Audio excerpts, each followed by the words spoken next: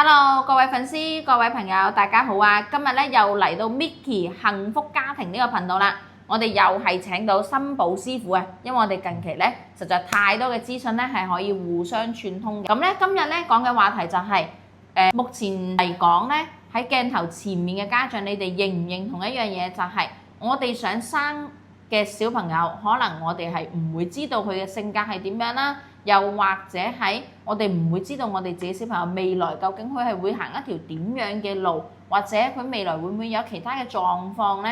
咁但係今日嘅主題就係我哋家長嘅態度，其實係可以改變到你嘅小朋友嘅，而你嘅小朋友係可唔可以改變到呢？最終都係決定於家長嘅態度。森寶師傅，你認唔認同啊？係非常認同啊！你講起呢樣嘢咧，因為頭先咧我上嚟你哋嘅中心嘅時候咧，本身我哋有討論過關於有啲人咧佢有自閉症啊，有過度活躍症咁樣啦。我又真係正咧，其實我一位係客戶啦，咁啊真係早一年前都去認識嘅客戶啦，去揾我算命，其實咧佢係算佢個小朋友同埋佢個老公，即係佢一位女性嚟㗎，咁就算佢同埋佢個老公啦。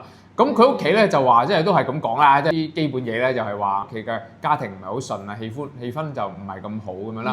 咁其實我同佢傾咗好耐嘅，佢就話咧，其實佢哋屋企咧本身咧嗰個屋企嘅情況都比較融洽嘅。本身佢哋結婚嘅時候啊，開頭嘅時候咧都比較融洽，冇乜太大問題，而且佢哋都係啲比較樂觀嘅人啦。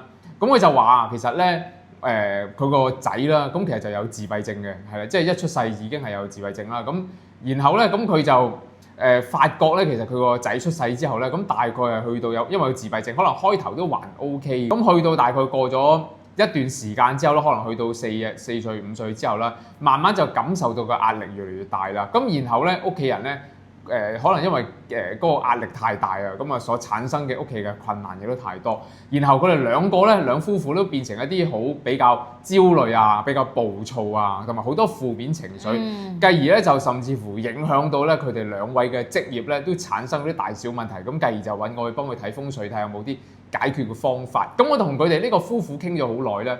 當然啦，我會認為風水可能都有一部分嘅幫助啦。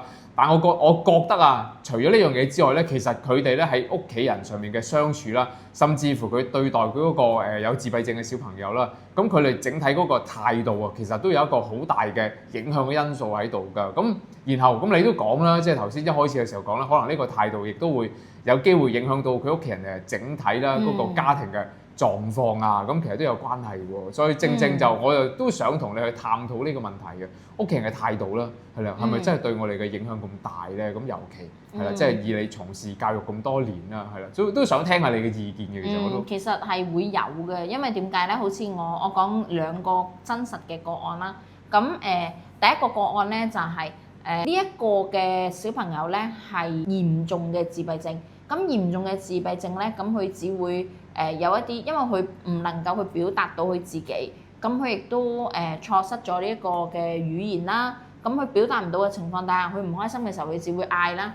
咁揾我嘅時候咧，其實都已經係6、7歲呢個情況咁。6、7歲一個小朋友，你會覺得佢係應該已經係戒晒尿片啊，已經知道乜嘢係食得咩唔食得啊咁樣噶嘛。咁而呢個小朋友咧，佢係唔識嘅。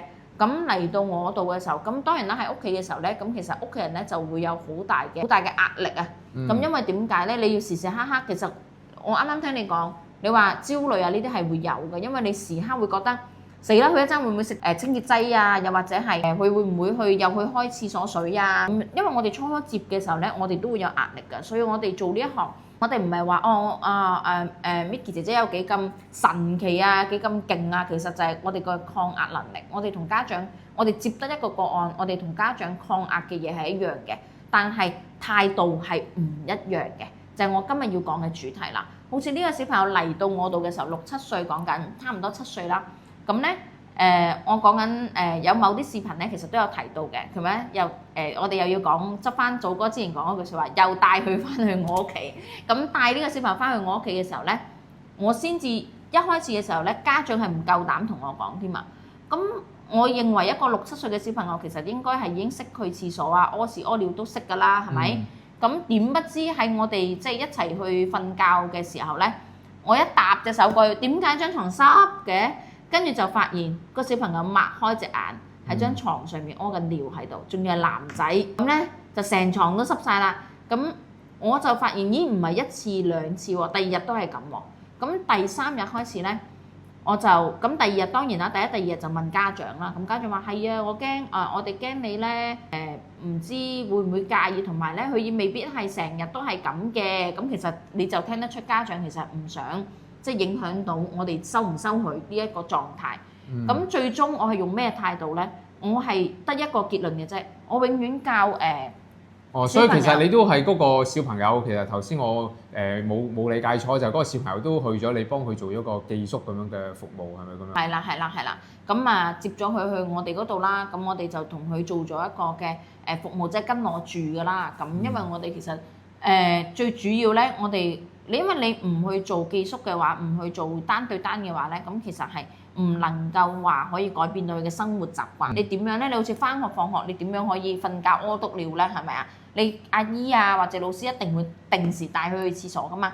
咁所以佢咪唔知道原來我瞓覺急嘅時候，我係要落床，然之後再去廁所。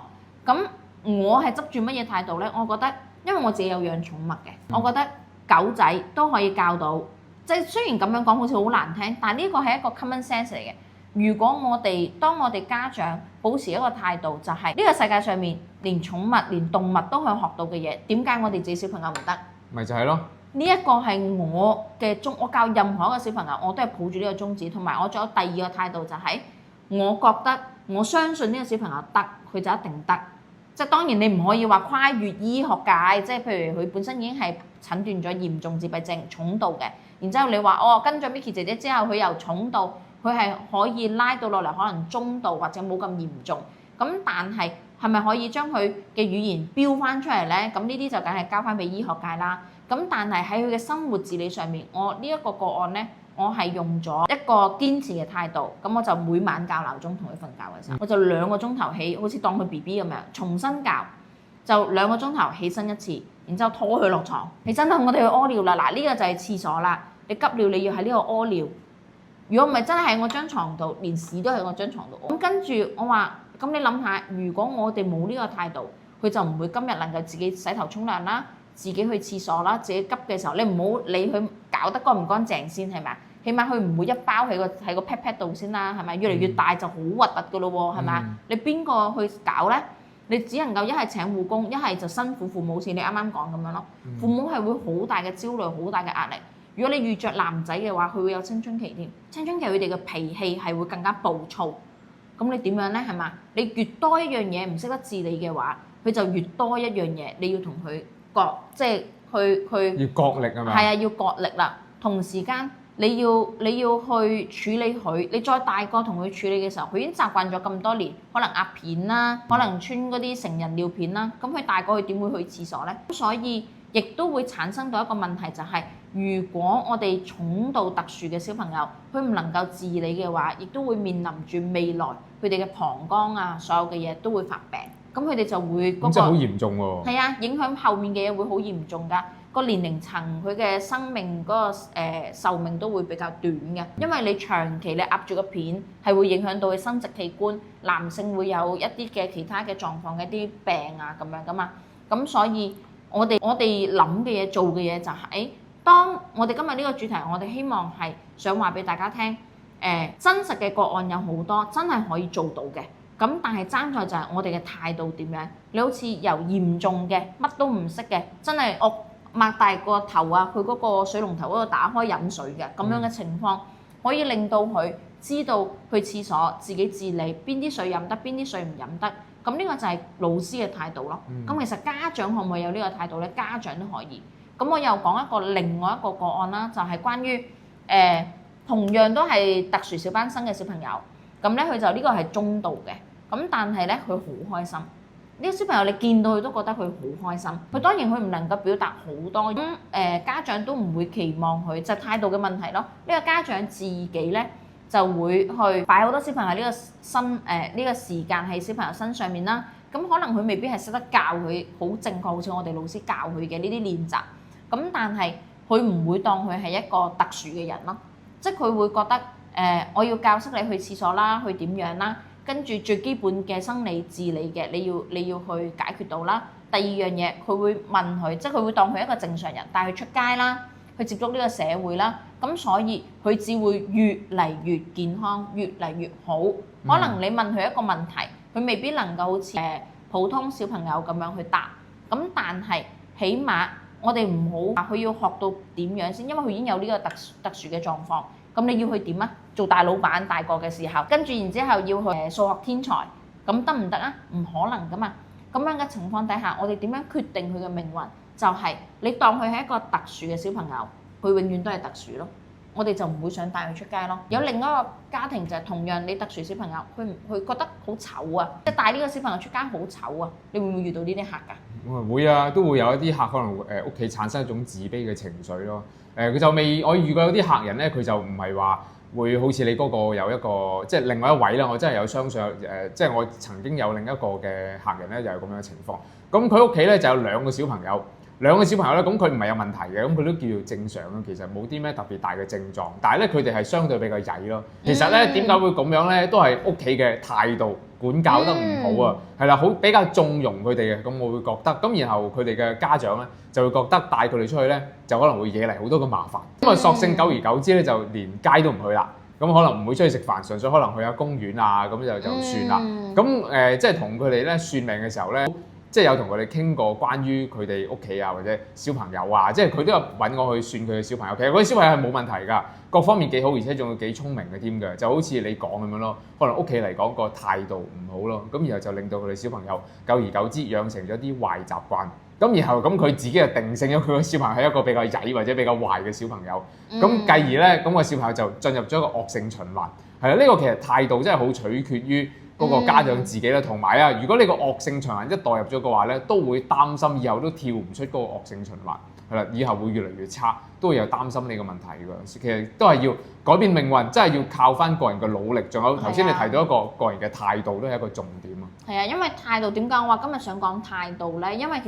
因為我自己做咗人媽媽之後咧，其實我都會去諗一樣嘢，就係我唔知道未來，因為其實每一個小朋友咧，你一定要過咗3歲嘅時候，你先至穩定噶嘛。咁未來會唔會有其他病痛發生咧？其實我係唔知嘅。包括我即使係做呢一行嘅老師都好，我都係唔會知道嘅。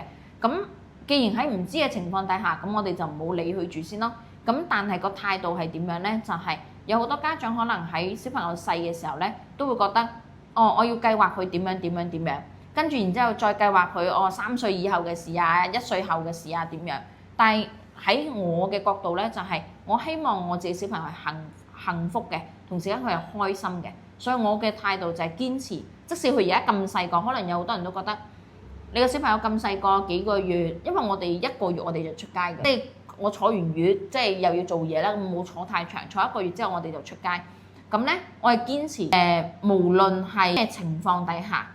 每一日我都會陪我個仔出街嘅，除非出邊落雨啊或者點樣，我都會帶佢周圍去睇啊。甚至乎我哋而家定時咧，仲會去一啲即係比較近我工作嘅地方咧嘅茶餐廳咧，去同一班茶客咧有定期嘅一個交流嘅，日日都要交流嘅。除非而家好似有打風落雨啊咁先唔去嘅啫。如果唔係咧，就日日都會同啲茶客喺度嗲啊，即係我永遠相信一樣嘢就係你嘅態度，你覺得好攰啊，又要翻去啊，不如我翻屋企瞓下覺好啦。咁小朋友就會錯過咗佢可能模仿語言嘅黃金期啦。第二樣嘢就係佢嘅開心其實嚟自於邊度咧？其實係向外界去睇更加多啦，去望更加多啦，聽更加多嘅嘢啦。因為呢啲感官嘅嘢都係佢哋而家細個去學緊嘅嘢。但係如果鏡頭前面嘅你哋小朋友或者已經跳出咗1歲、2歲、3歲嘅，甚至乎可能已經5、6歲嘅都唔緊要。其實每個包括我哋大人都係感官行先。喺感官行先嘅世界裏面咧，其實我哋只要我哋肯行出去嘅話，都會改變到我哋嘅生活嘅態度。譬如我而家好唔開心，我出去行下街，行完之後再翻嚟之後咧，可能我嘅諗法、我睇嘅嘢都會唔一樣。我諗新抱師傅可能你會多啲，因為你成日都要諗嘢。非常多啦。其實你講翻呢樣嘢咧，嗱，我想講咧，咩原因導致我哋而家啲人好似特別多問題咁樣，感覺好似啲熒幕前嘅家長唔知會聽，哇咁多小朋友呢啲咁麻煩嘅問題咧。其實我都想講咧，因為我哋而家咧居住喺一個城市嘅環境咧。感覺啲人都好局促啊，好似你講咧，你話啊要專登帶個小朋友去個茶餐廳同啲人交流咧，其實呢個先係我哋人嘅正常啊，我哋成長要經歷嘅一啲社交嘅正常會接觸嘅嘢。即係我哋幻想翻咧，我以前細個嘅時候咧，其實我咧就住鋪頭嘅，即係屋企人開鋪頭咁樣啦。咁我哋咧其實咧玩好簡單嘅啫，亦都冇話咩遊戲機，冇話去好多咩公園。以前澳門就冇乜公園嘅，係啦，我哋係點樣玩嘅咧？就係起身自己落樓下，咁就係條街嚟㗎啦。跟住周圍玩啊，咁然後咧咁會接觸好多個唔同嘅人啦，咁樣啦。我相信以前嘅年代咧，可能係咁樣嘅環境會相對健康啲嘅。咁而家嚟講咧，可能係因為好多人咧可能會比較忙碌啦，咁變咗咧就忽略咗呢樣嘢咯，冇話俾一個小朋友咧去一個環境，一個相對比較自然同埋天然嘅環境去接觸其他人啊。咁其實咧對於個小朋友個成長都唔係太過健康嘅，所以都會覺得咧，我會覺得即係可能要用啲自己嘅方法咧去接觸翻出邊嗰個世界啦。不過當然啦，我都認為係態度都好重要啊。如果個家長咧本身都已經係採取個態度咧係比較消極啊咁樣嘅話，咁你自己嚟講，先唔好講話個小朋友好唔好啦，你自己嚟講，其實嗰個無論喺你個人嘅事業啊，或者家庭嘅氣氛啊，都有一個好大嘅負面影響。係啊，係，所以個態度真係都好重要。所以無論你哋鏡頭前面嘅粉絲啦，或者家長們啦，你哋嘅小朋友無論係點樣都好，我覺得你哋嘅態度係可以改變到你哋家庭嘅命運，改變到小朋友嘅命運。無論佢係健康定係唔健康都好，我哋當然係有壓力嘅，當然係會有焦慮嘅。但係如果我哋換一種態度去，既然事件已經發生咗啦，我哋換一種態度嘅話，我相信都會有好嘅消息、好嘅結果俾大家。所以今日嘅總結都喺態度去決定我哋自己小朋友嘅成長會往邊一啲嘅方向，會係負向啊定係正向嘅。咁所以今日咧就到呢一度啦。咁咧亦都多謝新抱師傅為我哋去一齊去拍呢條視頻啦。咁亦都解答咗我哋嘅一啲問題啦。咁喺呢度多謝佢先啦。好，多謝大家。係啦，咁今日咧就到呢一度啦。如果你哋係想繼續關注我哋，同埋咧睇更加多精彩嘅視頻咧，點讚、收藏、關注、按個鐘仔。咁咧下一次我哋再拍視頻嘅咧，就會發個信息俾你，會提醒到你嘅。同埋多啲留言，我哋咧會親自一對一咁樣去回覆你哋嘅留言嘅。咁今日就到呢一度啦。好，多謝大家收睇呢度先，拜拜。拜拜。